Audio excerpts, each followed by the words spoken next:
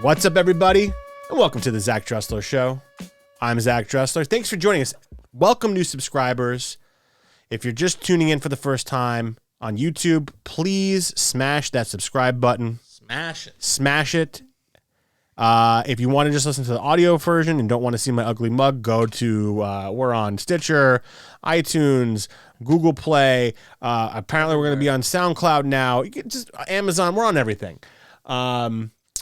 Just want to get through this real quick. I got a fantastic guest today, a mentor to me, one of my good friends, Liz Lapp. She is the host of the Hoops Talk podcast. You can check that on YouTube. You can go to also on iTunes, Stitcher, all that fantastic things, and check that out. We're going to talk about Sundance. She attended Sundance virtually. We're going to talk about basketball. We're in a fantasy league together. Her podcast is fantastic. It talks about, covers the NBA, but not the way traditional NBA is covered. It's more about the culture, the fashion. It's a different view and perspective, and I love the podcast. What else? You can go check her out. Oh, she's a huge sneakerhead. I don't know if I mentioned that. It's huge. A fun show. It's a great show. It's a great show. Yeah. But check her out. You can check out her Twitter, Lizzie Eeb, Lizzyeeb. That's Twitter. Her Instagram is Lizzie Lapp, LizzyeLapp, PP, I should say, yeah. Double P. And the show, the Hoops Talk podcast, you can check out on Instagram. That is on at the Hoops Talking, and on Twitter it's the Hoops Talk Pod. What's up, Indy? How you doing, man? Doing good. We have Tori here. We have Tori. How you doing, Tori? Co-guest, yeah. Co-host guest. I appreciate you joining the show. I want to get into it real quick before we get to Lizzie. The reason why I have both of you on here is, so I'm doing these bagel reviews. We're up to like 4 or 5 right now. Go check them out. If you have bagels you want me to try from your area, whether it's the North America or around the world, let me know. Hit them in the comments what the place is. I'll try them. I usually do it with the bacon, egg, and cheese. That's how I like my bagels. So that's why I rate my scores off of. I do that sandwich. That's a show tradition. It's a show tradition. But Indy via Tori mentioned to me that Jeni's ice cream. If you have Jeni's in your area, you can go online and get Jeni's. But Jeni's ice cream has Jeni's ice cream everything bagel flavor, and it's perfect for the show. It's perfect for the show.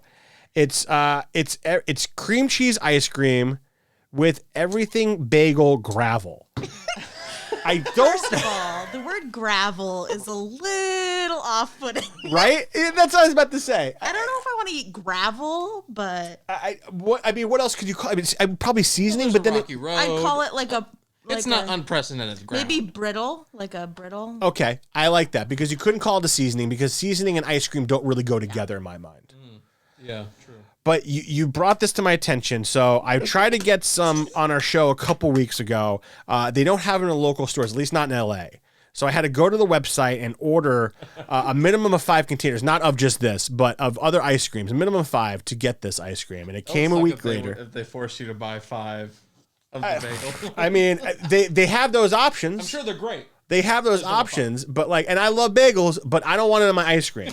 But we got this ice cream. We don't know yet. We don't know that yet. And I wanted to taste test it and rate it and do the whole thing with my crew. Yeah, let's do it. Also, and so I checked the website like 5 minutes ago. They're officially sold out. All right. They're officially sold out. So I don't know if they're going to make some more. I don't know if it's a limited flavor, but if you're watching this, go try and order it. I don't know if you can. Ice cream. At Jeni's Ice Cream. Let's share this, Jeni. I'm scared because there's onions and garlic in it, and that sounds scary. Yeah, but you know what? That's how great things are either created or just not really. Right. Yeah, you know.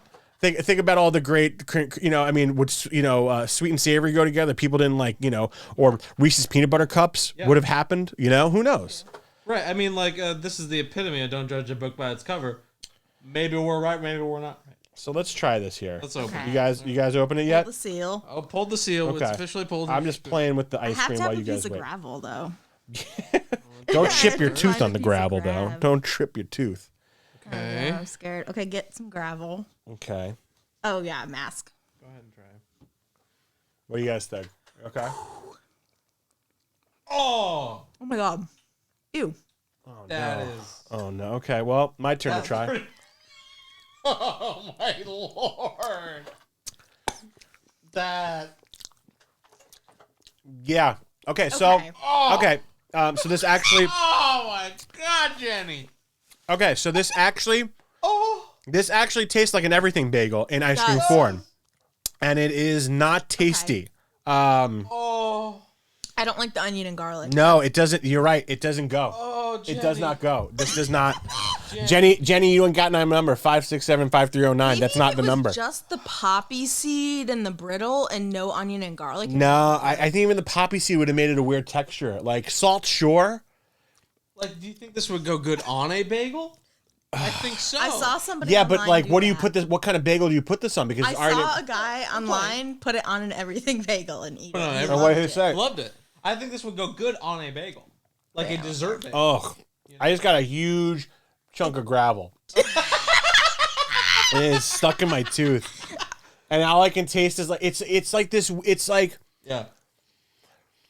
because you can always separate the cream cheese and the bagel when you actually have a cream cheese bagel. Right. Good point. But this is like it's combining the flavors. It's like almost like I chewed the ice. It's like I chewed Right. a cream cheese everything bagel, and without making too gross, regurgitated it back out, and we froze it in an ice cream machine. Yeah, it's Mr. Krabs chewing. Yeah, it's wow. I think I'm done. Yeah, that's a quick taste test. I think That that's the quickest bagel review is- we've had so far. Yeah, I that think, is. Zach, your next bagel review, the one you put up on YouTube. Go get a plane. Go get everything. Yeah, Yeah, or maybe 3. Have a trifecta. Yeah. Of bagels. Yeah. And then put them on top as a dessert bagel. Review. and then vomit You're making myself. Oh my quality god. bagel content at that point. Okay, so yeah, I'll do that. I'm still trying to. I need some water. Jesus. Do you need more water? I can get you another. I got another bottle. I got another bottle. Sit down. I got it. Yeah. Okay, so normally I give this a rating. So I go 1 through 10, and you can do decimal point systems as well. I want Indy, you go first. Give me a rating from 1 to 10. Okay. Well, And don't feel like you need to be generous. Jenny's don't I'm owe not. Jenny's I love you, Jenny. Jenny a new one. Jenny, I love you. You make great ice cream, but we don't owe you shit. Marketing materials anytime soon. No, I'm just saying. Okay. It's so nuanced. Here's the thing, Jeni. Applaud you because you made a remarkable ice cream. Yeah. I gotta say it's remarkable. Yeah. That's the adjective I use. Special. It's something. Special. It's like the when somebody witnesses somebody puking and then they puke. It's kind of like the same. There's like a reflex. There's like a reflex. Yeah, it's ugh. Or it's like, maybe it's the coldness. I don't know what it. No, maybe it's just- not the just coldness. a spoonful of. I think it's this. Shit. I think it's this. Yeah, I think it's Yeah. this. It's an aftertaste. Yeah. It's like this. You like 3 It's a 4 seconds start later. taste, is what it is. Beginning, middle, and end. It's from the scoop to my mouth to I swallow it in my stomach. Oh. It's garbage. It's So it's what do you? remarkable. So what do you give me? Give me a rating. Okay, here's Out of why 10. it's out of 10. Here's why it's nuanced. I haven't tried it on a bagel. I would think it would be a great thing because I love. So you think it's a better spread? Well, here's the thing. I think it's better spread. I think Okay. it's completely negative stars on the ice cream. Without even trying it yet on a bagel, you're saying it's already gonna be a better spread. Oh, 100%. This Okay. is a spread. Okay. This is not an A ice cream. frozen spread. Here's though? the thing. Here's the thing. I really love myself a good fry and a shake, and dip the fry in the shake. Same. I like that consistency. It's cold. It's hot. It starts. Yeah, but we're not sweet. dipping it. We're not dipping an everything fry with gravel on it. Here's not my onions and nuance. Here's where the garlic. nuance pops in. He rolls through the drive-through here. You take that. There's too much shtick going on. I need to tell you. You got puns on puns on puns. No, I'm saying I like a fry and a shake. Yeah. I'm saying I would think this would be great on a plain bagel, on an everything bagel, on a cinnamon raisin bagel. Ew. Okay, Perhaps. that's too far. No, I'm saying the cinnamon raisin bagel would be better than eating it by itself. Yay or nay? I mean, I have to try it, man. Right now, all I can think about is this terrible how I awful just this burped is. it and it's really bad, and it's stuck in my mask. It's really bad. So what's your score, man? Yeah, give What's it your a- score? Jesus. Okay, -2 2. Wow. Okay. But a question mark on the bagel review. I'll a negative maybe try a 2. bagel this week. Okay. Tori? I think the ice cream itself without the gravel is actually pretty good. It's just the gravel itself with the flavors of the onion and the garlic to me that was really off-putting because it's ice cream. You want something sweet. Yeah. I like the sweetness of the brittle, but with the onion and garlic, it's not okay. So I'm going to say it's probably a 2 or a 3. Yeah, a 3. I'd give it. Okay. Tailed palate. I love that. So, I mean, the worst so far in terms of ratings I've given is the Jack in the Box bagel, the breakfast sandwich. That's the worst. I gave that a 1-3. And people were still like, "You're fucking too generous for that." Oh, wow. Well, do people consider a bacon, egg, and cheese? Do you consider a bacon, egg, and cheese a bagel? Oh, I just put onion Or is that on a my sandwich? It's a bagel sandwich. It's a bagel sandwich. But Okay. but it's my favorite bagel. It's my favorite sandwich to have on a bagel next to cream cheese. A bagel itself, I can still eat a bagel by itself, but I can never eat a whole bagel by myself. It still needs some butter, if that makes sense. Right. Like there always have to go something with the bagel, a spread, a lox, something like that. Vegetable cream cheese. There's always has to be something that goes with a bagel. Peanut butter. Yeah. Yeah. I mean, and I think that goes the same way with any type of. I mean. People who even have toast, it has to have some butter, avocado on it. I'm going to give this, and I'm sorry, Jesus Christ. I'm going to give this a 0.7. A 0.7, yeah. I mean, I gave it a negative. And I'll try what Indy said. I'll try it on a bagel. Yeah, I don't have here's the hopes. thing. I want to give Jeni credit because I think it's different. I mean, it's different. It's remarkable. I'll say that. I don't know how many times I will. We're remarking about it. It's podcast worthy, right? And I say that now that it's sold out, I mean, people are just going to wonder just how bad it really is. Listen, I like I said, I'm all for experimenting and everything like that. But the problem is when you experiment, there's people that go crazy with this fucking shit, and they're like, "This is the best thing ever," and this is how. And I know I'm gonna get blasted for this, and I don't give a shit. This is how pineapple on pizza came to be. Yep. Okay. Because someone fucked with the system and fucked with people's palates, and people have some interesting palates and some really fucked up palates and palates in between. And now we have pineapple on pizza, and people will to this day will fight. They're like, "Oh, what about if it has ham?" It doesn't matter. Pineapple doesn't belong in pizza. Gravel, everything bagel gravel does not belong in ice cream or God, Yeah, it's like, Zach, okay, this is a future episode. We need to get Jeni on the show. We need to interrogate her on what... Interrogate, yeah, because it's... I don't think she's going to want to come on the show now that we said we should interrogate her. We should... I want to investigate and ask her questions on what her process is in coming up with these flavors. What, like I don't think the next step here is like, yes, I love a Frosty and a fry, but I don't want a Frosty fry fucking ice cream because you know what? Frozen fries aren't going to taste as good as real hot fries. Well, here's the thing. This tasted like a bagel blended together Yes. into milk, right? Yes, I'm saying this on a bagel would be good because of the hot, cold, the wet, dry. It's a complimentary frozen dish. spread though doesn't sound very good. No, I'm not. I'm on the frozen spreads. No, that's what I'm saying. I love a fry and shake, a hot and a cold. Yeah. This will be a hot and a cold together. Okay. Perhaps it's better toasted. Perhaps it's not. Yeah, This is enticing. Here's the thing. And I think what's even more disappointing for me, and maybe you too, Indy, is that like I ordered this. I waited like a week and so to get this ice cream. Yeah, there's some hype to it. And listen, Jeni's ice cream. I loved like the chocolate ice cream. They have this like they got so many good other ice creams. Like literally a list. Right there on Hillhurst. Yep, they're in Hillhurst. They're in Larchmont, here in LA. Yeah, I think in Larchmont, maybe not. This ain't it. This ain't. I'm burping garlic. It's fun. Trapped in my mask with my garlic breath, and it is a form of torture, I have to say. Like I think this might have ruined dinner for me. Yeah. I haven't had dinner yet, and like I don't like what the. not good. Yeah. I just didn't expect a pint of ice cream to derail a podcast. So, it really did.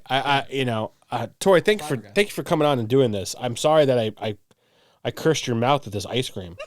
It's okay. I'll just have onion garlic breath for the rest of the night. Indy, I'm sorry. Jesus, I feel like I've ruined the Friday nights. But our torment is everybody else's entertainment. Pleasure. All right. Well, I think a good palate cleanser, not cleanse it, palate cleanser, is we're gonna have Liz on. We're gonna get Liz on right now, and we're gonna just restart everything and talk about some great stuff, and not mention this everything bagel. I don't ever want to talk about this. I mean, I'll do a taste test with a bagel. Yeah. But anyway, roll the music. Let's get Liz on.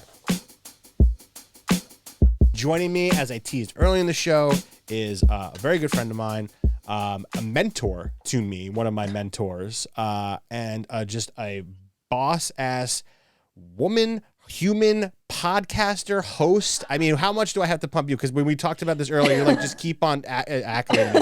What else do I need to say? Because I feel like I'm missing a lot of things. Sneakerhead, fashionista, diva, goddess, Laker queen, Sparks queen. Yes. All Liz, the things. Liz Lapp. Thank you for joining me.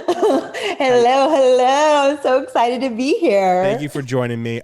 Liz, as I mentioned earlier in the show, is the host of the Hoops Talk podcast.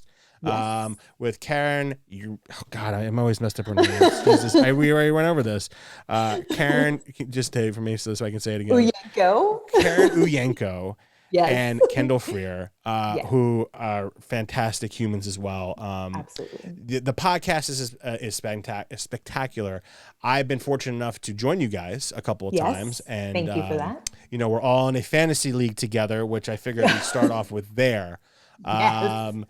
I really, I had high hopes for my team this year. I was really doing well. In the past 3 weeks, my team hasn't taken a shit, but it's just not done what it was doing the first 4 weeks of this season. Yeah. The funny thing is that I think you and Kendall were first and second with a few games back prior to the bubble, right? Prior to last the pandemic. Last year. Yeah. Well, we were still in the same season. Yeah. It was we never got to finalize that season, because if we were to finalize it, you guys would have definitely, been definitely 1 or 2, right? Right. So in the pandemic, as we're still in, and then we went into the bubble, and then after the bubble, it was like, hey, let's try to have a regular season. And that's when everyone shit the bed, essentially. Yeah, pretty much. It's been an interesting, playing fantasy this during this time has been extremely interesting. The COVID makes it interesting. I don't know. The NBA seems to be doing pretty well outside the bubble. Ish. I'm not a fan of this, what they're talking about with the potential All-Star game. I think they should just not do it. I agree. In my opinion.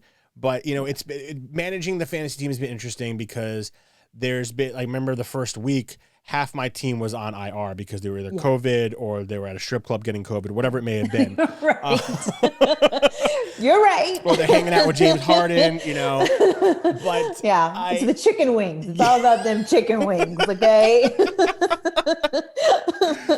But I really enjoyed, just backtracking. I really enjoyed the bubble. I really enjoyed the NBA bubble last summer. I thought it was fantastic. It was kind of like watching I like college hoops, but NBA is more for me. And it just felt like that endless college tournament that was going, like the March Madness tournament. Yeah. I mean, we were against the bubble to begin with when we just figured let's just stop play. Right. Let's not, let's try to do everything we can to manage this virus that we didn't really have that much information on, kind of when they were. And of course, Florida being Florida was like, come y'alls into the state. We don't Florida care. Still being Florida is still doing that. Exactly. But then, once you got, it was something where you got the swing of things, and it was really the women's soccer league that started off sports. And then you had the WNBA follow suit in the bubble. And then soon after the NBA came in. And so the protocols were in place, and you started to understand how safe it was and what they were doing to really, try to manage, and they did a great job. They were having like zero virus, zero infections. The protocols with people going in and out of the bubble were crazy. Yeah. And so, yeah, it did create an atmosphere that I think we eventually were like, okay, we're going to be okay with this. We figured out a way to manage it. We figured out a way to make this work. And then when they decided to pop off the regular season, they were like, you know what? We know the bubble worked, but we're not going to do that again. Right. We're going to just, have everyone play kind of regular. And then eventually we're going to allow fans in. So you'll have stadiums like Utah or for the Utah Jazz, Atlanta, they'll have New Orleans, they'll have people in the stadium. So, and then sometimes you get courtside Karens that come in and annoy LeBron. Oh my God. Yeah. That was a disaster. But before we get into, this current season, there's been a lot of news, with NBA in general, but WNBA, the off season's been popping. Yeah. And I'm looking, you got me into the WNBA. Now I love women's soccer. I love watching the U.S. women's soccer team. It's one of my top favorite sports to watch, but watching, the WNBA and talking to you about it has really sparked my interest more, and awesome. Getting into it. But there's been a lot of trades. This has been the most, from what I've read in history of the WNBA, from what it seems like. It's not just the most, but I think it has to do with the players that were traded, because you had Candace Parker, and Candace Parker, she's a marquee player. There was a lot of people saying that this might be her retirement year and that she was going to retire with the Sparks. So I think her being kind of the jumping off point of such a huge player, leaving a market like Los Angeles, she went back to her hometown in Chicago to play with the Sky. So I think that really just shook everything, that was already kind of being bubbled. And then after that, they lose Chelsea Gray. She goes to the Las Vegas Aces. And so you're seeing these like big players. I mean, Sue Bird got re-signed. She got re-signed in the Storm. And then you have Diana Taurasi, who's also a big name, that got re-signed with the Phoenix Sun. So I think it was just like the magnitude. It's kind of like, just her being a player and her leaving LA, which is another thing that you have to think about, is like, Los Angeles has not been able to keep that talent. And what does that mean? Like, what's going on in the organization? So I think there's a lot of stuff that is bubbling up, along with the fact that this is one of those most moved around pieces of the WNBA as far as free agency. And it all kind of popped because free agency didn't start till February 1st. Yeah. But it started like a week before, or a few days before. So that was big news for sure. Is it also popping? Is there something that I missed in terms of, because I feel like, it's kind of like, you saw it gradually with the NBA, like people were pretty loyal to the teams for the most part. And then like, there were certain rule changes, cap space that happened. Did that happen in the WNBA? Is that why there's also like just jumping back and forth and just trying to create like, I don't know, super teams, but like, these championship elk teams so they can get rings? Well, I do think that there is more, there's more sensibility of wanting to go to an organization that is going to put more money into the players and into the marketing and the development of the players.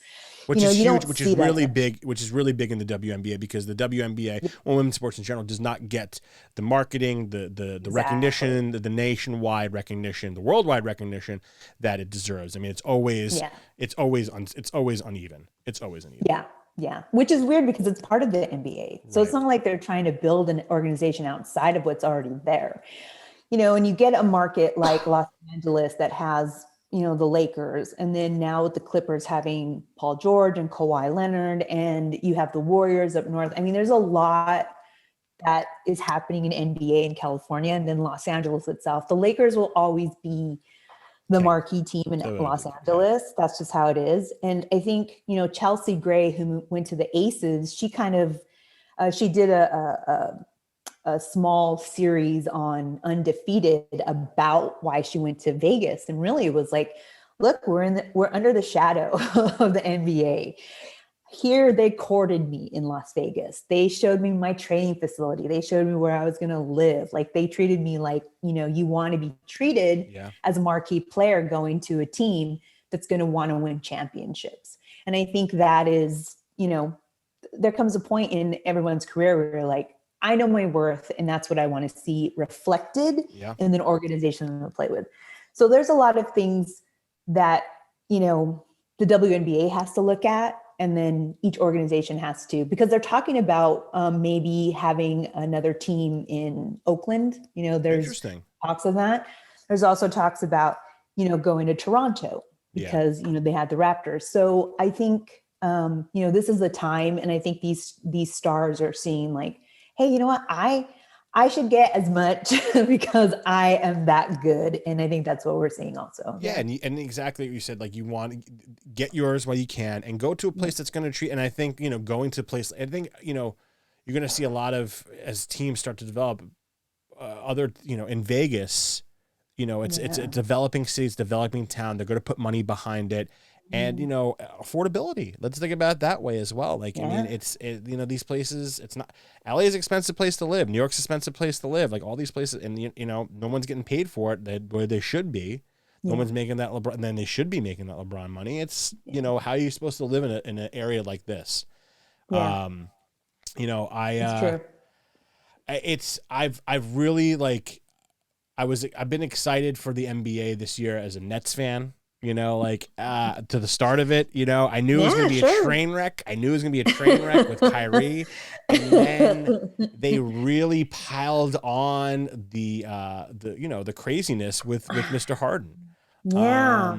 Do you think, just switching over to the NBA, do you think, and because I know you're a Laker fan, true and true, you're a LeBron fan.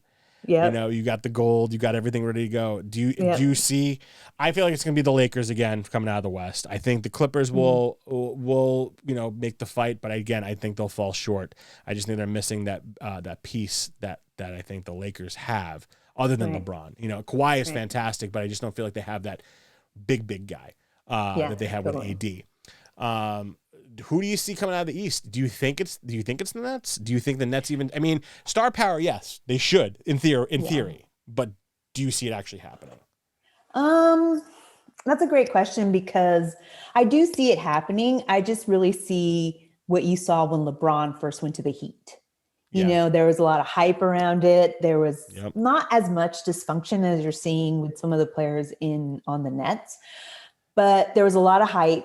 They just didn't gel. Yeah. And I think they're going to make a run for it and they'll probably make it to the finals, but I just don't think they have, because see the way in the podcast, the way that we've always said it was like, there's just this extra determination that you see in winning teams. It's just like this extra gear where they're not going to allow anything from the outside to determine that they're going to win.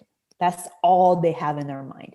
So when you saw the Lakers winning in the bubble, it was because they said, this is ours and this is what's going to happen. And the Heat were like, we didn't even think we were going to be here, really. Oh, this is fun, Big Head Coffee and Tyler Hero and Bam Adebayo. And they're like, we're having fun. We're here. And it was a fun team to watch. That Heat team was a fun team to watch for sure. Yeah, and they're still exactly. fun to watch. They're still fun to watch. Absolutely. But it was like a different gear that you saw the Lakers. And that's what you see when you see these guys win, is that you just see this other gear. And I think the Nets have everything that they need, especially with KD's just brilliant. But for the guy that's coming off an Achilles, he's playing unbelievable. He doesn't even want to talk about that anymore. Yeah. He's like, I'm tired of people asking me how I feel. He's like, I'm playing. Which I feel like KD has that, sorry, I don't mean to interrupt, but KD has that, what you talked about, that like determination to win. I don't know about his two counterparts. Do you know what I mean? Like, I don't know about Harden and Kyrie. I don't know if they have the heart that he has that he wants to put in all the time. I'm not saying they don't, I don't see it all the time. Yeah. I think it's, you have to be set in that, and I think they're still going to try to figure out who really the leader is there and like who the team should follow, because it's not just them three players, right? No, there's at least two others on the court at the same time. So they all have to say like, okay. And I think, if you think about it, when you looked at the OKC team, you had KD, you had Westbrook, and you had Harden, and they couldn't win. And that was still, who's the leader? Who are we following? And then you had Harden at Houston, and then you had Westbrook, and everyone's like, whoa, this is going to be a power duo. But then it's like, okay, who's the leader? Who's the leader? Yeah. No, I completely agree. And I would hope as a Nets fan that I could, we can make that analogy in terms of like the Harden, Westbrook, and KD early in OKC was just immaturity, youth and them being young. But, it's interesting because they're putting up incredible numbers, but their defense is fucking lacking. They're just not, they can't stop anybody right now. They couldn't stop, forget the, I'm not gonna say COVID, they couldn't stop a cold. And, I wonder, I think they'll pull it together. Philly's playing pretty well.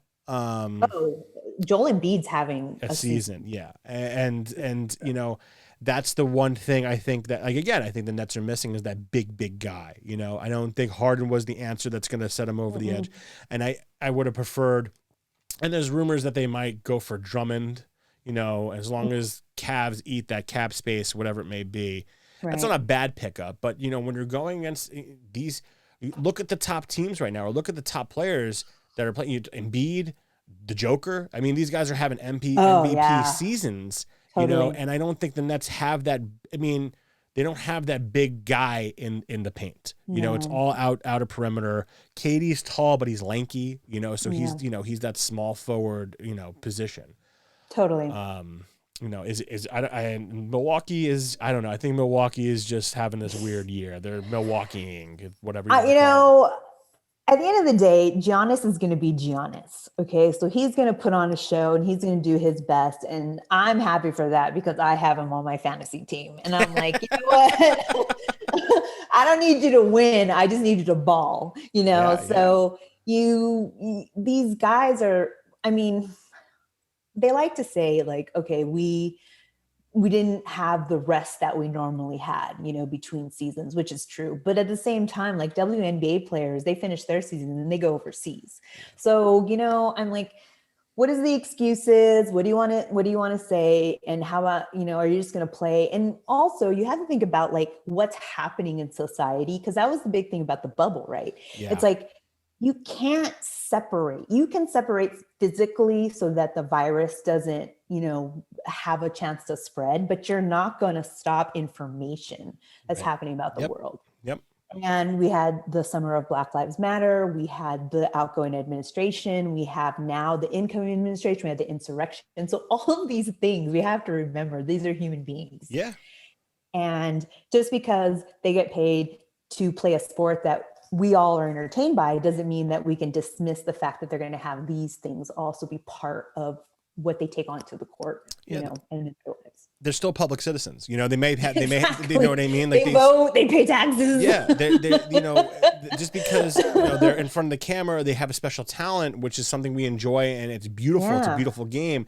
It doesn't exclude them from feeling what's going on, Yeah. And I think, as much as we give shit to Kyrie, Kyrie has a lot of good points in that aspect because. Well, I understand. I got my sage. Yeah. I got my own sage going on stage, I get it. Yeah. So it's, and everyone's feeling, and it's funny because it's so hypocritical because people are like, oh, I'm affected so hard by the COVID, like I can't see my family, I can't see my friends, I've lost my job, et cetera, and then, they look to these athletes and they're like, oh, this asshole doesn't want to play tonight, or this person doesn't want to fucking play tonight. It's like, these people need rest too. There's mental things that you don't know that's going on in their world, just because, they're not going to get you your 2-point or your 3-point parlay swing and you ain't going to make $100 doesn't mean that, right. Like, here's an idea. Go take that $100 and go see a therapist for your addiction, bro.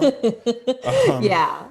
No, it's true. It's true. We explore, that's the thing with the podcast is we like try to explore that just as much. We're not very X's and O's oriented at all. Right. Like for the most part, like, NBA hit the link. No, it's funny because like when I was creating this show, I was like, I know sports. I've been in sports for a lot of my life, but I don't want to talk about sport. I don't want to talk about the exercise. I want to talk about stories. I want to talk about people's personal lives. I want to get into that. What drives someone? What are they passionate about? Whether it's sports or not. And, Right. you know, this is a good segue because I really want to go into, you know, your creation of the podcast. Mm. You know, what was the process? Why did you do it? Was it just, you know, like, take me through your process of how this all started and, you know, and you know, where it is now. Sure. Well, I was a little girl in a cabin. No, we had no shoes. We walked in boots. No. No. The reality is, I worked in sports a lot, you know, alongside you for the time that we worked together. But prior to that, you know, I had a lot of Yahoo Sports, and I had worked on fantasy and other things. And I loved basketball. So that's the other thing too. It's like, you know, when you're in the beginning, when you're saying all the things that I do or have done, I am large and have a lot of like multitudes, right? Yeah. I do a lot of things, and sports is actually something that a lot of people don't know that I'm a huge fan of, or that I love playing basketball, or not playing, but I love watching basketball being played. So it was kind of out of left field that I did start a sports podcast. Of all the things that I've done, the fact that I started a sports podcast, I think, was like the most, you know, left field for a lot of people. But I started with Karen Uyenko, who you mentioned. It was us two, and we would play fantasy basketball, and we were like, God, you know, I wish we could talk about like what people are wearing in the tunnel walk, and, you know, who's dating who, and where do they go eat, and why did they, you know, and like we would pick people based on like, well, how's the locker room chemistry? You know, what are the rumors come out? Like, you know, do we know what a player sounds like? If you don't know what a player sounds like, then they're probably pretty good for a fantasy team, because all they're going to do is play. You know, that's like a good rule of thumb. Yeah. You know, for a long time, I didn't know what Alex Caruso sounded like, but he was great on my fantasy league. You know, the things like these tips that we would do that was more based on observation and just being part of culture, and basketball being really an American sport and being really ingrained in the culture. Yeah. And we were just like, one day we were like, you know what? And it was actually Karen. She kept saying, let's do a podcast. And I was like, I'm going to do a podcast. Like, I don't even know where to begin to do a podcast, you know? And she was like, oh, come on. So finally I gave in. I said, you know, let's just do it. So I bought a microphone, you know, whatever Amazon reviewed said to buy. And I worked with, our art director, who, you know, a friend of yours, Patrick. Yeah. I'm like, hey, can you make me a logo? And I'm going to try to do this podcast. So we just, you know, we did it remotely. That was the other thing too. Like, I never knew how to do a show with the person in the room with me, right. Because I started. Karen's not down by you. She's she's up north. Yeah, she's in the Bay. And so the one thing we did spring on, which I was like, we have to hire, was a engineer, like a sound engineer, because that was the one thing. Like, I'm like, there's a lot of things that I want to learn. You know, the things like, yeah, I want to learn this, or I don't want to learn this. So if I don't want to learn it, just pay someone. So we found someone and we paid him. We would each record. We would use GarageBand or one of those things. And then we would give him the stems, and then he would sync them up and add our intro and our outro and music to it. And then we just started. We were just like, you know, we don't know. We were in a closet. Like, I had a closet, and it was all like with my clothes. And we just started talking about basketball through our purview. As, you know, she's Filipino, I'm Mexican. You know, we watched basketball, we loved it. And we wanted to really create a safe space for us to be able to talk about sports and basketball the way that we wanted. Because a lot of times when you say, yeah, I like basketball or football, whatever, it's like quiz time, right? It's like, we got, especially when you work in sports, That's the one thing that drives me nuts. It's like, who's got the bigger brain when it comes to stats? It's like, no, I don't have time for this, man. I don't care about that. Yeah, exactly. So that was one of the things where we're like, you know, we may talk about it, we may not talk about it, but we just had we just wanted to have a conversation, and we learned a lot in our first, we didn't even know seasons. Like I didn't know, like there's seasons and episodes and all this stuff about podcasting that I actually, the way we broadcast it is I did it on my Squarespace. So I found like a plugin that you could put on a Squarespace on my website. And I used it and filled it out, and we were on Apple Podcasts before you know it. So I learned everything about producing it and creating it and publishing it. And eventually we were approached by who we syndicate with now, the Good News Radio station, radio and podcast. And they came to us and they're like, we don't know of any women's sports talk shows.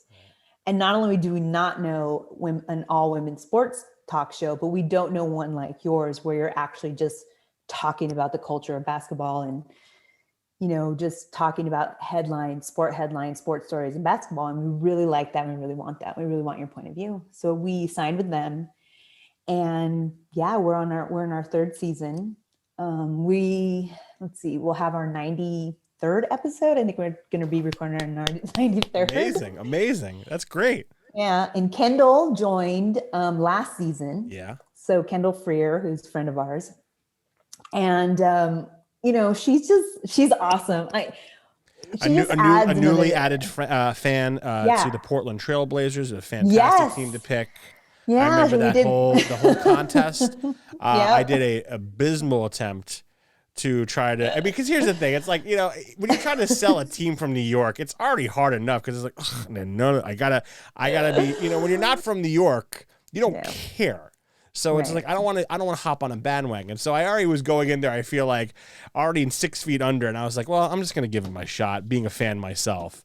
But I'm not upset that she picked the Trailblazers. You know, which was like a shock to a lot of people that were not Trailblazer fans. Right. Although I felt the same way because I knew she was going to be a Laker fan.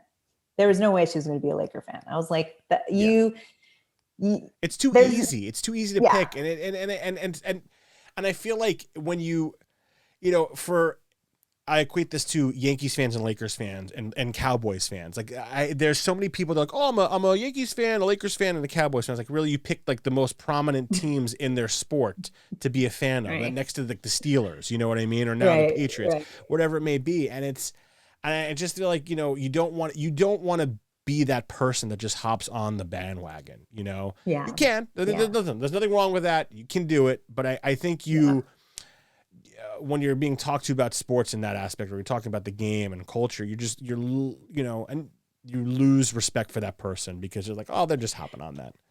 You know, I think there's a difference too. Like, I'm trying to think when it became in vogue to more be a player follower, you know, less about like the team. I think LeBron kind of ushered that in because he's moved around a few times now. Yeah. Where you follow a player versus following a team, or you like a player versus a team. Yeah.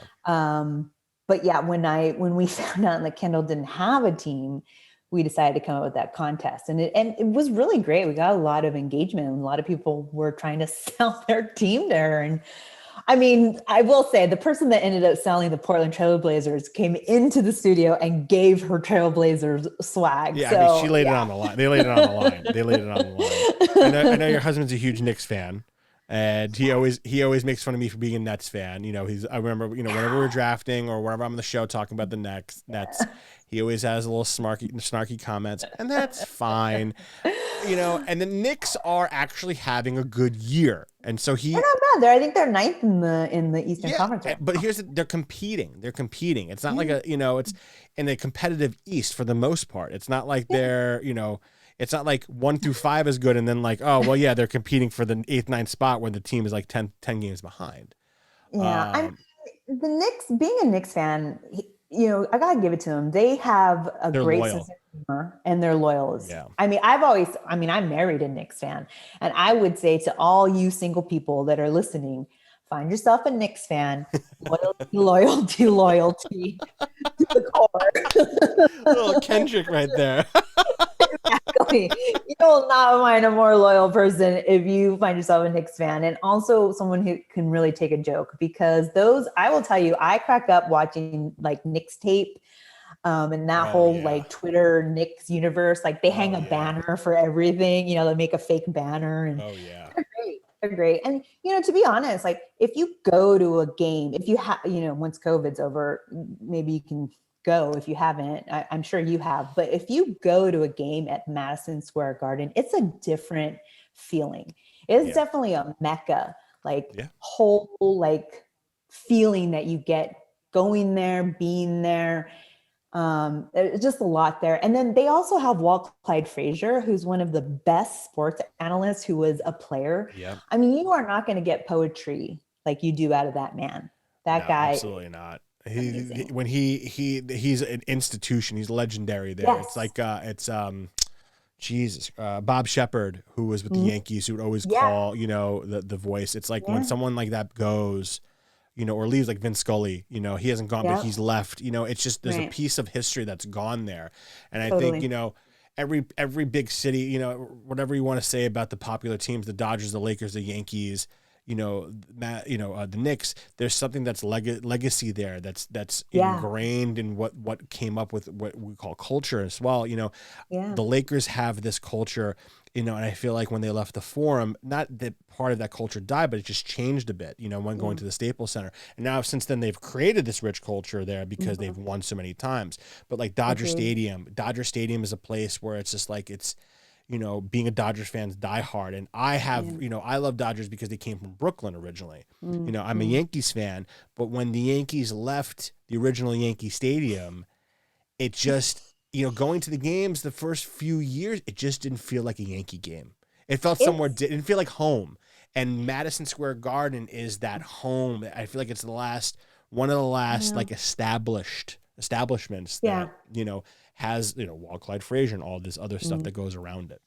Yeah. I mean, it's located right in the middle of the city too. I mean, it's 34th, it's in Midtown, but you take a subway there and you like come up from the underground and you're like, there it is. And it's a feeling, it's a feeling that you don't get that in any other stadium. No. And I'll say this, as growing up as a Nets fan, it was hard. I mean, I grew up in Brooklyn before the Nets were in Brooklyn. They were New Jersey. New Jersey. Right? And listen, there were tons of names that they're like, oh, we're going to change the names to the Swamp Dragons. I'm like, Jesus Christ, and it was, I mean, especially growing up, and the reason why, and it's funny because the reason why I became a Knicks fan was two reasons. One, my dad just took me to the Nets games. Right? Why I became a Nets fan. My dad took me to the games. He had a lot of clients. We've got to go, had these great seats. And two, and it's interesting, he wasn't a fan of Patrick Ewing. Really? Yeah, I don't know if he didn't like his game. I don't know. And here's the thing: my father loved the Knicks growing up. I mean, he's a photographer and architect, and he got to. This is obviously, there's old film photographs, I should say, black and whites from the 70s, with Reed and everyone playing. Like he took pictures of on courtside, like these cool ass photos. Wow.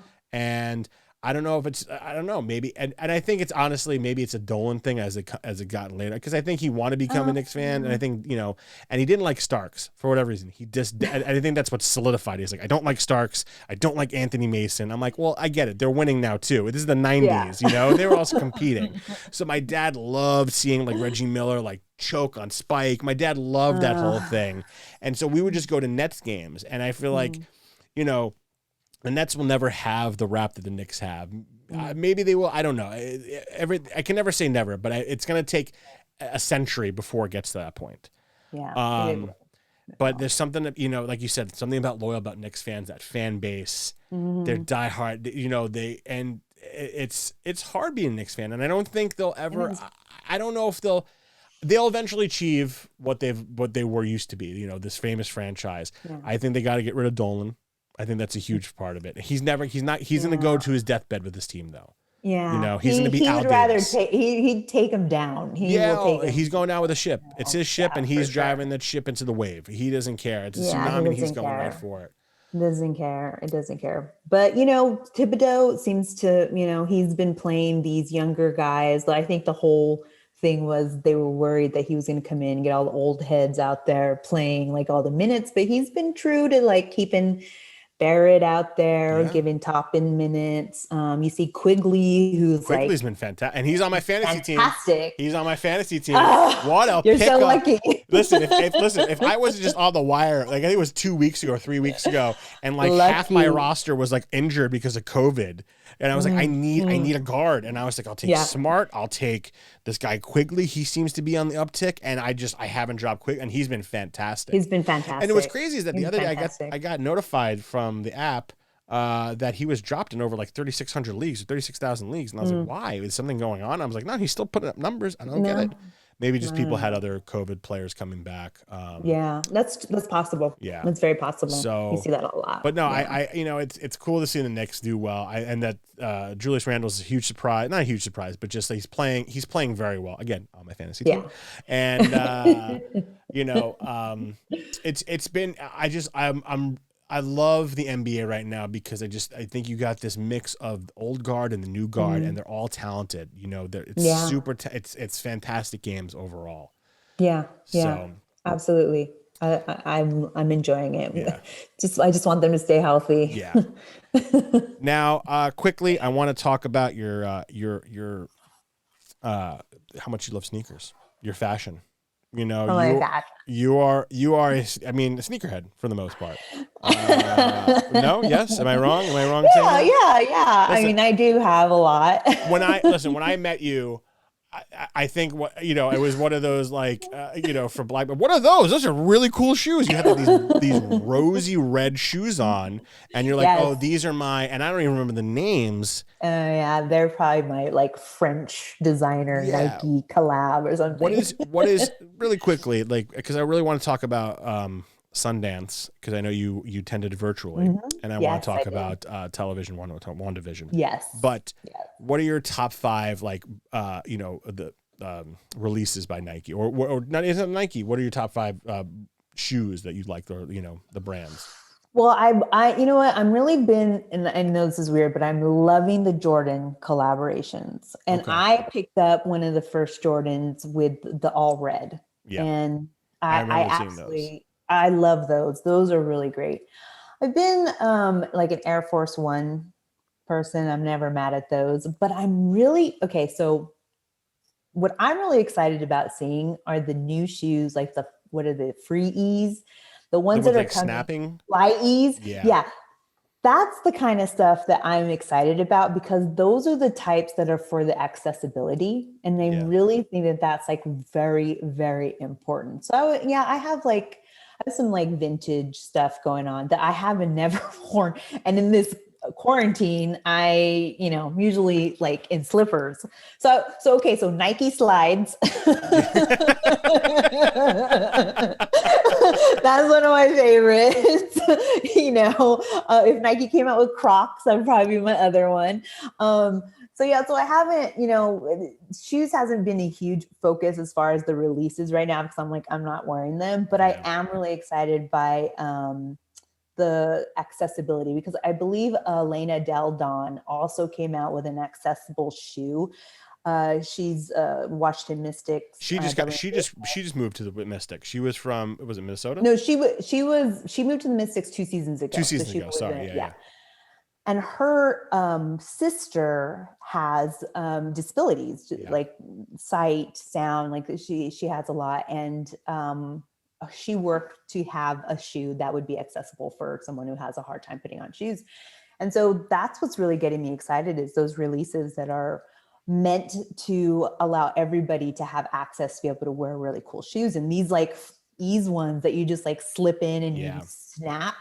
I mean, they're not the best looking shoe. No, I like that. Listen, I like these colors. I like these colors. Like these reminding me of these like hyperlink, these like hypercolor shoes, like the shirts that we used to have in like the late 80s, early 90s. I really I'm vibing with those. I really want to get them. I really want to. I don't own any Jordans.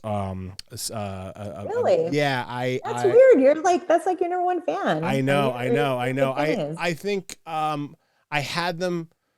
I'll say I had them growing up when I was playing basketball in high school. Like I had the Jordans, I had the Space Jams, you know, because you didn't get those, you know, how could you even step onto the court and, you know, in rich white New Jersey? So like, you know, I just, but I don't have the retros. And I think, you know, I've been wanting to buy them, but I just, you know, I think because I admire them so much and I know how clumsy I am and an ox, you know, I'm just gonna smudge them all up. That's why I just get like Chuck T's, you know what I mean? Like it's just easy for me, like the dark Chuck T's and whatnot. But yeah, I got to get myself a pair of Jordans. I really like the Jordans, and I also like the Cortez, which is just like a regular. Just I'm on the Goat app. I'm looking. It's you know, I'm you know, like I love the like all white colorways where it's just like.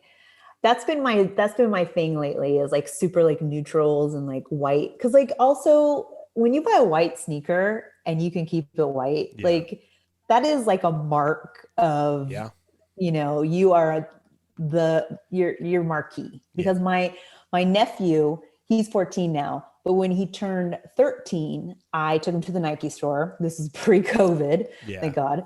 I took him to the Nike store and he wanted a pair of white sneakers and his mom, my sister, was like, no, absolutely not. Because I am not going to deal with the white sneakers as a 13-year-old boy. And I said, my sister, I'm like, look, it's my gift. It's to him. And if he wants to get them dirty, then he gets them dirty. But let's hope he doesn't. And he's going to be learning a valuable lesson and like fashion and responsibility. Those shoes, he busted out of them before they ever were not white. So that's good. And now he can keep them and he can. And what's great about the sneaker culture now is that it was funny. I was, you know, one of my friends, I saw it on Twitter. They're like, wow, you know, I'm not into stocks. What else should I get into? And someone's like, sneakers, trade them online, go to Go, you know, and he does that. My friend does that. You know, he's a huge sneaker. He's got a whole like garage full of stuff that he's just, you know, and he sells them on the app and he makes a lot of money. And he's like, I'm making more money than I would probably put in the stock market right now. I was like, wow, that's impressive. That's impressive. I will say though, that there was a time like maybe 10 years back where there were more women shoes than I mean, they make them now, but they had like specialized, and there was one shop in Los Angeles where you could actually go, and I forget the name of it because it's no longer there. But it wasn't men's shoes in small sizes. It was actually women's sneakers. Like they were imported from, you know, other countries, and they would sell them there. And guys would go buy them. Pretty much. Yeah. It's a thing. It's a thing. And like, you know, I think it's just like a money thing for me. Like once I start making a little bit more money, I'd like to do, you know, just, you know, spruce up my feet a little bit, spruce up my feet. Nothing wrong with that. Nothing wrong at all. With that. Nothing at all. So let's talk about Sundance. So you attended, is that right? Sundance, it's the virtual. Now is this obviously the first year they've had to really done something like this. They've never done something like this before, or they have? Never. Okay. Never. Now, never. Did anybody attend in person, or was it not allowed? So it was all. I think there were small, but you know, because it's Utah again, a place that was like no mask. You know, they're kind of you can. I'm not going to infringe. I'm not going to make all your sister wives wear a mask. But like, I ain't hating on her yet. You know what I mean? Exactly. You know, so. That's what it is there. So I think there were a few live events that you could go to, but nothing to the, you know, what you would see in a festival. Not what it is. No. Yeah. So so back in, I don't know if you have time for the story, but back in June July. It's all time on you. I mean, it's, you know, we're at Indy's place, so I don't want to also infringe on his time. Sure.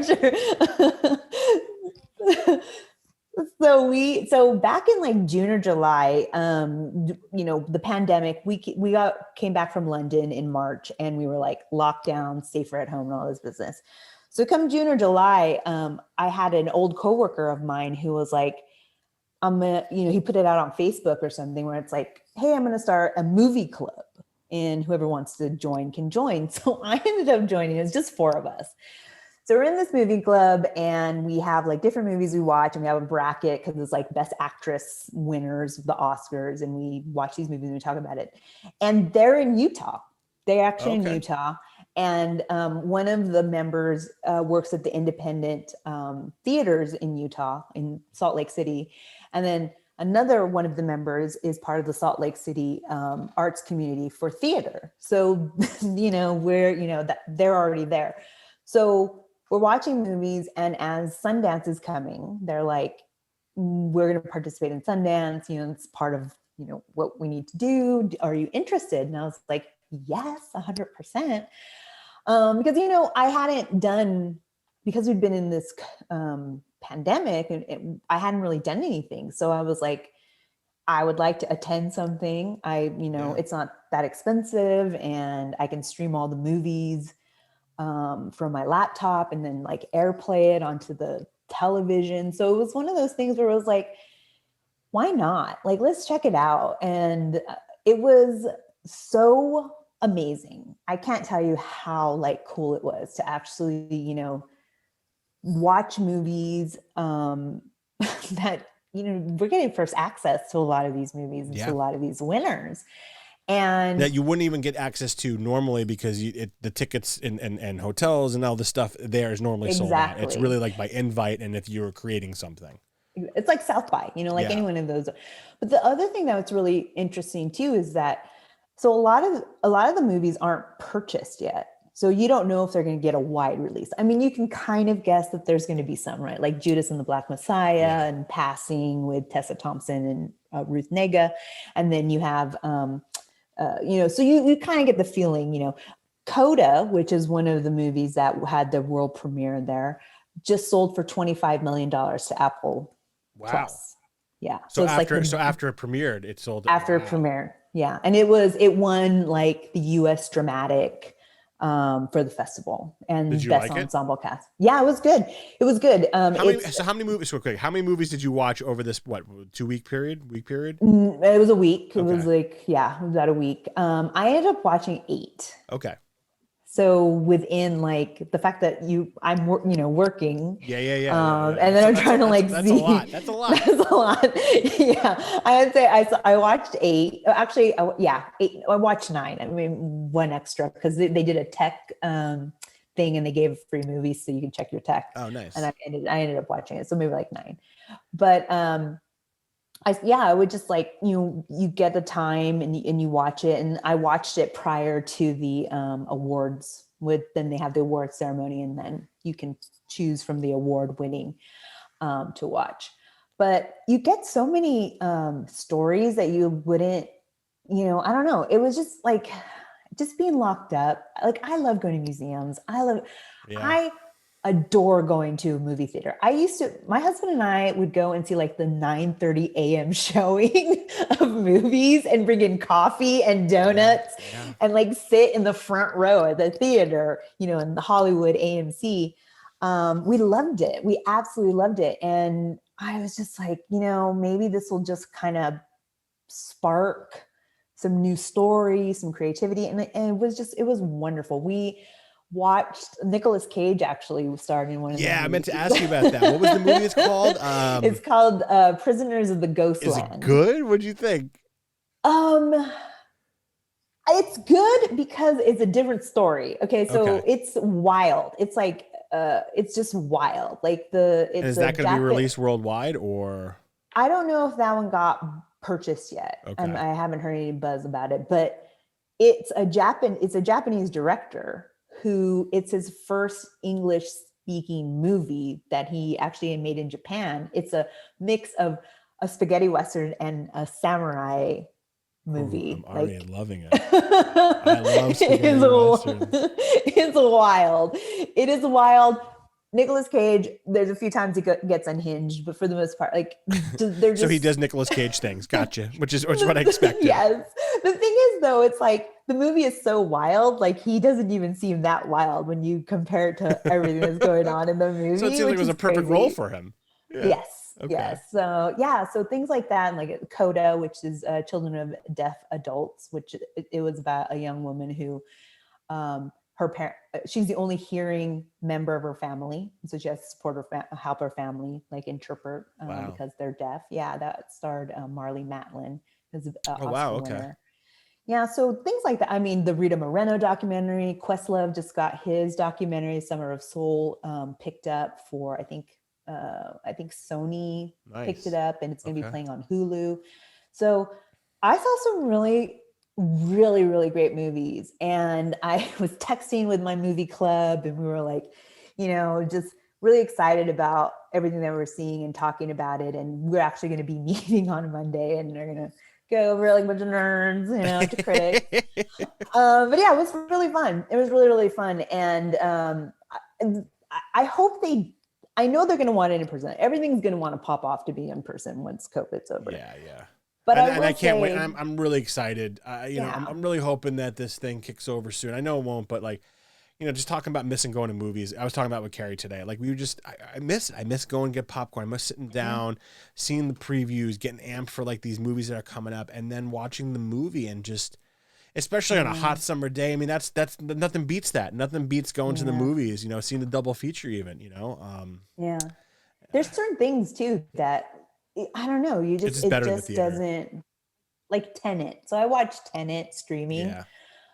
Okay, whatever. I haven't seen it yet. I didn't really care for the movie anyways, but maybe the big screen would have given it that extra star that I needed in it. So, and also like there's, a movie, when you can't take your phone out because you're in the theater, it makes it such a different experience than when you're at home. I mean, I feel like we are the last dying generation that does that, because now, when we used to go to movie theaters, I would look at kids, people were I'm like, can you tell your kids to put your phone away, lock them up.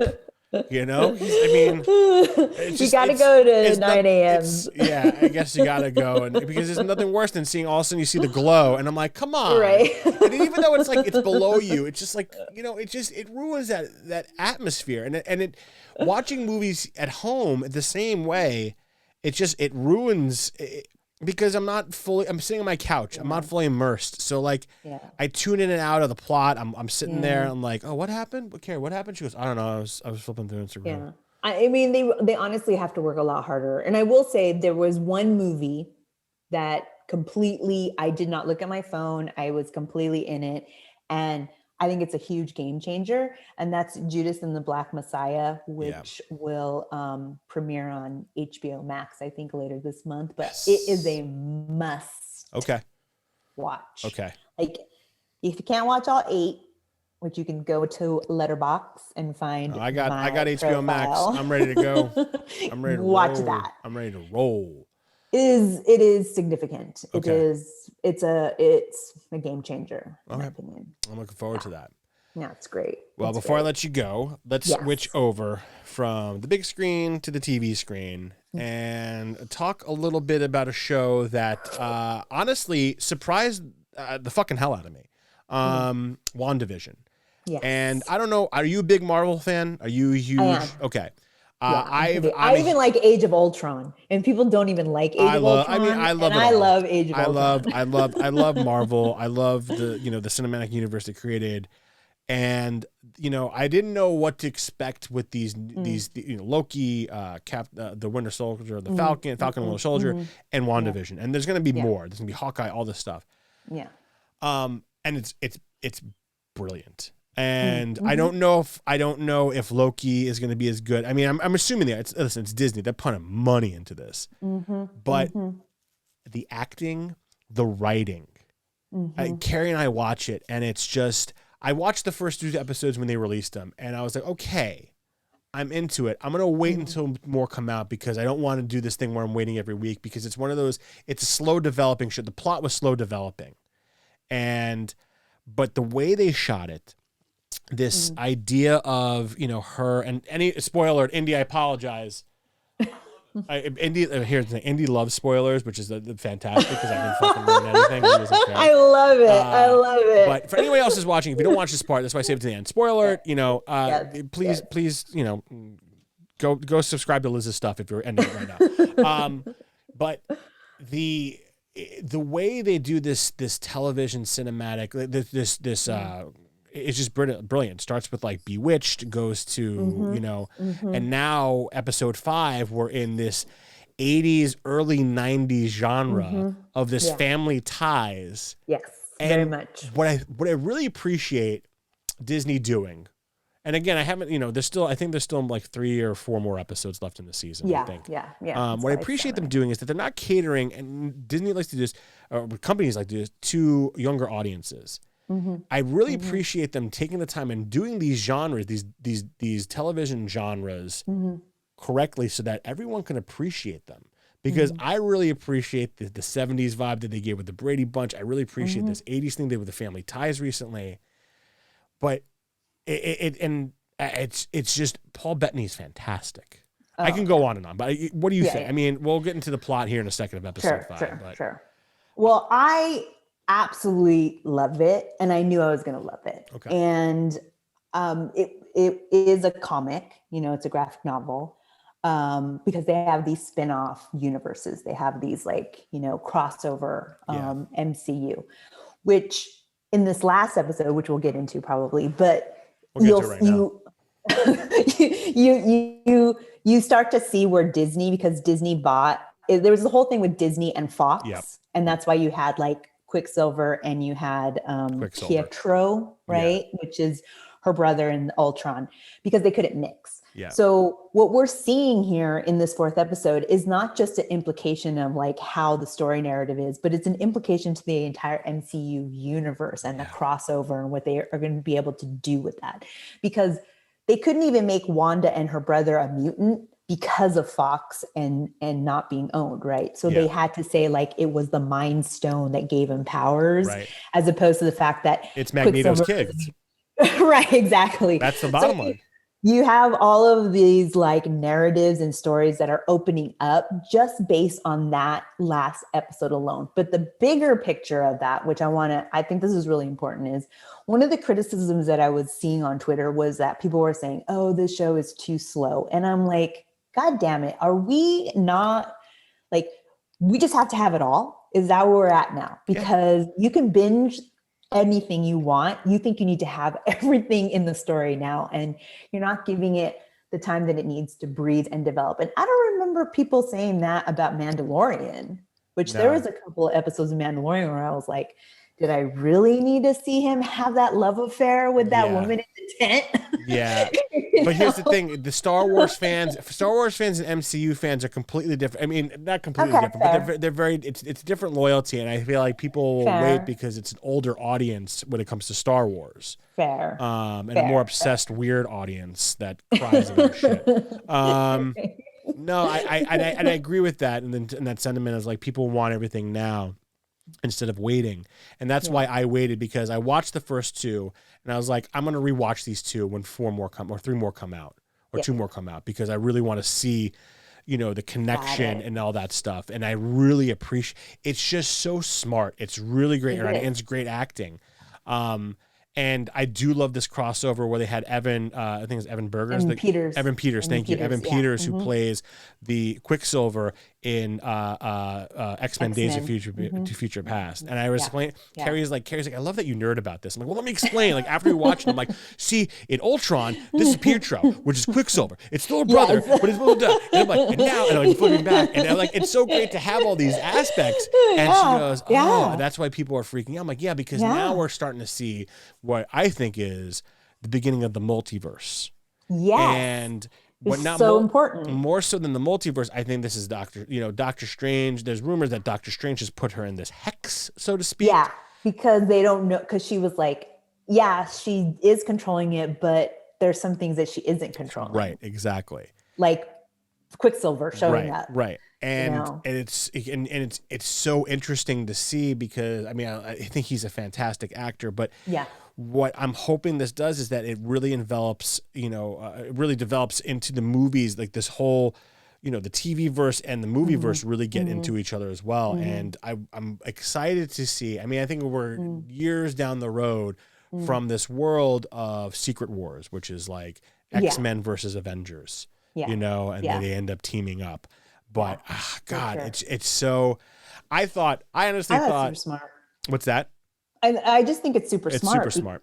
Not only is it smart because the story is smart. You're talking about, like, I don't know if you read any Jeff Lemire, but he has the Black Hammer comic series. Okay. And like, those are a slow burn that Yeah. you don't know what's going on until like it hits you over the head. And it's just like this most magical feeling. Like that's what you want. Like Yeah. you're not going to tell me, okay, first off, the fact like just, I know Matt, you said Star Wars and Marvel are two different creatures of fans. I happen to be a creature that is of both. I am too. But- No, I will say, but I meant like the diehards. I meant like the diehards. True, That's what I meant. true. I do not have a Princess Leia bun wig. So yeah, I'm not a diehard. Right. But how awesome is it that we never really knew about that Baby Yoda? Like all of a sudden it was like the fuck Baby Yoda and your jaw drops, right? Yeah. So like then when you realize that this is Wanda's universe, and then the Quicksilver and the fact that you didn't know that until now, Yeah. that is magical. And so like that's something that is so brilliant, and to have actors that can do it the way that they're doing it, I think is like amazing. Absolutely. And the crossover potential, because it's smart. Not only is it, we always talk about this, why do people love to leave money on the table, right? You don't understand like why people want to do that. And if the Marvel universe did not figure out how to start blending these crossovers or how to do the multi-universe like they did with the Spider-Man, Spider-Verse, Yeah. they don't have room anymore. Yep. Then you're going to get Zack Snyder cuts of everything. I was about to say, Nobody wants you're going that. to end up getting DC, and DC's just like DC to me is like because growing up I loved Batman. DC was the world to me. Even Christopher Nolan with with the Christian Bale Batmans was fantastic, and they just haven't hit that remedy. They haven't hit that what they need to compete with MCU. I thought I loved the first Wonder Woman. I loved Gal Gadot. I thought it was fucking great, and I hated the second. I really didn't like WW84. I just thought it was. It was I don't know. It didn't hit for me. I thought Pedro Pascal did a great job playing the character he did. I thought Kristen Wiig's. I thought my issue with Kristen Wiig was like I thought that they asked her to play her awkward SNL characters that she played, and then finally when we got to see this cheetah character come out, it was like she's gone. Yeah. I agree. I think DC is they're just they have the sparks, like what they have that sparkle of like Birds of Prey, which I think has a lot that they can do there. And there is the comic of Harley Quinn, which is amazing. That's on HBO Max. And I'm excited for the new Suicide Squads that's coming out. Exactly. But when, you're talking about the latest movies and then the teaser is you show me a picture of Jared Leto as the Joker, I'm gonna tune out. This is stupid. You're not going forward. You're not doing anything that's gonna like bring in the new and what's happening and how you can, do all of these different crazy things. And Marvel is doing it. And, I believe Elizabeth Olsen is out shooting Doctor Strange right now. So there is definitely. And she's the main character in it with Strange. And I can't wait to see it. I'm excited to see it. I'm excited. Spider-Man and the Spider-Verse. They're going to have all three Spider-Mans in it. It's going to be, it's crazy. It's going to be really exciting. And then what they're talking about with Black Panther, how they want to what are they going to do there? Are they going to have a new Panther? Well, they're talking about even making a TV show now. They're talking about making. Yeah, that's right. Ryan Coogler, he's supposed to. I appreciate that because I think that will hopefully tie in the unfortunate loss of Chadwick. But big unfortunate, yeah.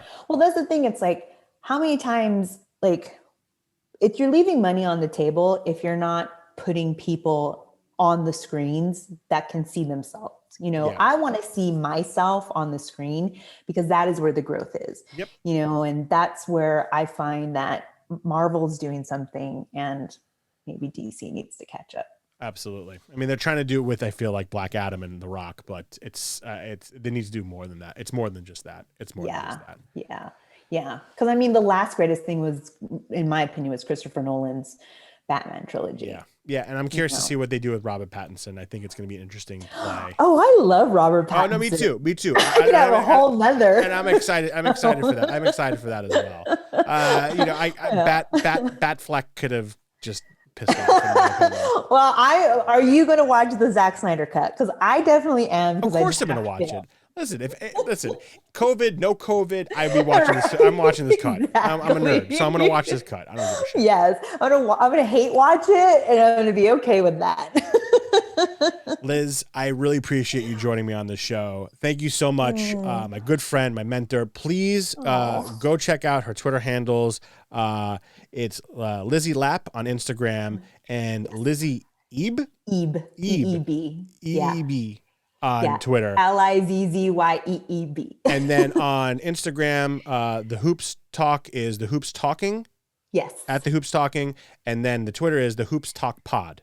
Yes, that's correct. I knew it. I got it. Okay. Yeah. That's sweet. Go check it out. If you guys want this, it's going to be, it's a fantastic show. I hope you guys enjoyed the show, and we'll see you soon. Thanks so much, Liz. I appreciate it. Thank you. I appreciate it.